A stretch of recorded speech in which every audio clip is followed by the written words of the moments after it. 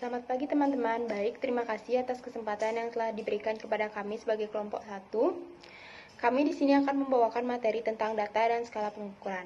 Sebelum kami mulai presentasinya, kami ingin memperkenalkan diri terlebih dahulu.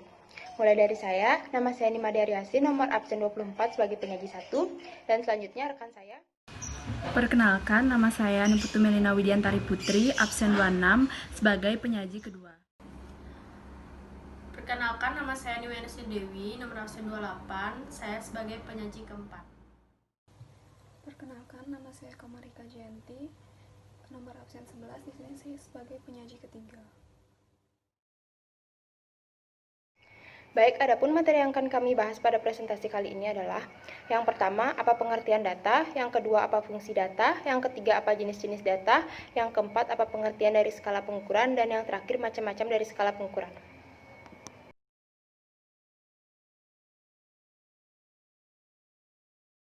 Baik, kita masuk ke materi yang pertama, yaitu pengertian dari data. Data adalah suatu informasi secara lebih luas, lebih khusus hasil pengukuran atau pengamatan yang dikumpulkan yang dapat berupa angka, besaran, pernyataan, atau fakta yang menggambarkan persamaan atau perbedaan objek satu dengan yang lain dalam karakteristik atau perubahan yang sama.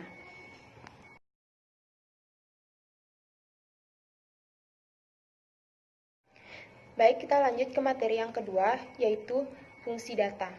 Jadi fungsi data dibedakan menjadi 4 bagian. Yang pertama ada dasar membuat keputusan, yang kedua ada dasar perencanaan, yang ketiga ada acuan implementasi suatu kegiatan, yang keempat adalah bahan evaluasi. Jadi maksudnya fungsi data yang pertama adalah dasar membuat keputusan. Jadi di sini data dapat digunakan untuk membuat keputusan terbaik terhadap suatu permasalahan yang ada. Maksud dari fungsi data yang kedua yaitu dasar perencanaan. Jadi maksudnya di sini adalah dalam membuat suatu perencanaan diperlukan adanya suatu parameter yang akurat. Yang ketiga yaitu ada acuan implementasi suatu kegiatan. Jadi maksudnya di sini dengan adanya data dapat dijadikan acuan atau tolak ukur dalam melakukan suatu kegiatan atau pendapatan data.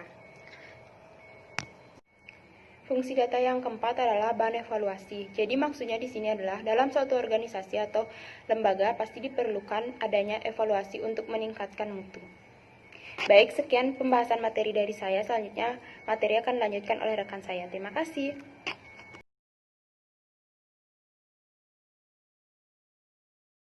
Ini saya sebagai penyaji kedua menjelaskan dari jenis-jenis data. Jenis-jenis data ada 4, yaitu data berdasarkan sumbernya, yang kedua ada data berdasarkan sifatnya, dan yang ketiga ada data berdasarkan teknik pengumpulannya, dan yang terakhir data yang berdasarkan waktu pengumpulannya. Nah, yang pertama saya akan menjelaskan data berdasarkan sifatnya. Nah, di sini dibagi menjadi 2, yaitu ada data kualitatif. Data kualitatif tersebut terdiri dari angka numerik, bilangan data ini bersifat efektif, dan data kuantitatif yaitu data yang deskriptif atau tidak berbentuk angka. Selanjutnya di sini di data kuantitatif dibagi menjadi 2, yaitu ada data kontinum. Data kontinum itu data yang dalam bentuk angka atau bilangan yang diperoleh dari berdasarkan hasil pengukuran. Nah, yang kedua ada data diskrit, itu data yang sifatnya terputus-putus, misalnya yang nilainya bukan merupakan pecahan atau angka utuh. Adapun yang kedua yaitu data berdasarkan sumbernya. Nah, dibagi menjadi 2, yaitu ada data primer. Data primer yang didapat dan dikumpulkan langsung dari objek yang oleh orang. Nah, yang kedua ada data sekunder. Data sekunder yang diperoleh dari pihak atau sumber lain. Yang ketiga, adapun data berdasarkan teknik pengumpulannya. Nah, di sini dibagi menjadi 4. Yang pertama ada observasi. Nah, observasi merupakan pengambilan suatu objek menggunakan panca indera. Observasi ini juga bertujuan untuk mendapatkan informasi yang diperlukan oleh penelitian. Nah, yang kedua adapun wawancara. Wawancara adalah teknik pengumpulan data dengan cara tanya jawab untuk mendapatkan informasi. Wawancara juga dapat dilakukan secara tatap muka langsung atau tanpa tatap muka. Dan yang ketiga, adapun dokumentasi. Dokumentasi merupakan metode pengumpulan data dengan cara mengumpulkan data menganalisis dokumen-dokumen yang telah ada. Yang terakhir, adapun daftar pertanyaan. Metode ini dilakukan biasanya secara atau dengan cara memberikan pertanyaan atau pertanyaan tertulis kepada sejumlah responden yang dijadikan sampel. Yang terakhir, adapun data berdasarkan sumbernya dibagi menjadi dua, yaitu data cross-section. Data cross-section ini data yang diambil pada atau periode waktu tertentu sehingga ia membutuhkan data di waktu jangka melakukan perbandingan. Yang kedua, adapun data berkala. Data berkala merupakan data yang diambil secara kontinu dari waktu ke waktu untuk mengetahui perkembangan suatu objek. Sekian yang dapat saya sampaikan dari materi jenis-jenis data. Selanjutnya akan dilanjutkan oleh penyaji ketiga. Terima kasih.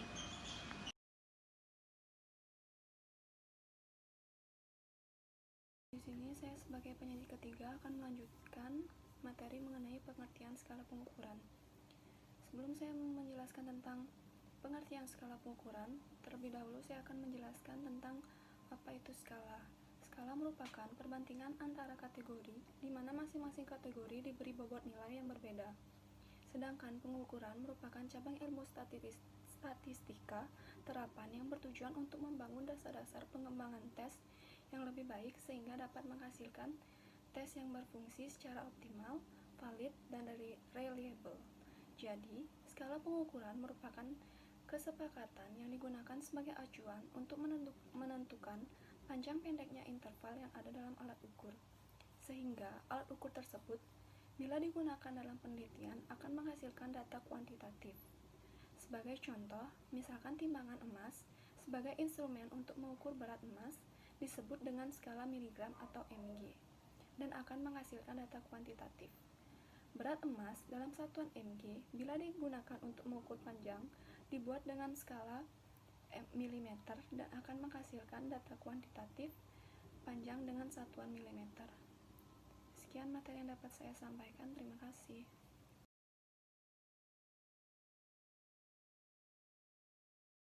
Baik, di sini saya sebagai penyaji keempat akan melanjutkan materi tentang jenis-jenis skala pengukuran.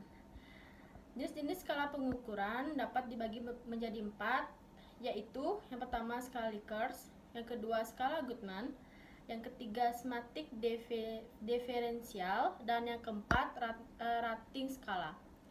Yang pertama skala Likert. Skala Likert digunakan untuk mengukur sikap, pendapat, dan persepsi seseorang atau sekelompok orang tentang fenomena sosial.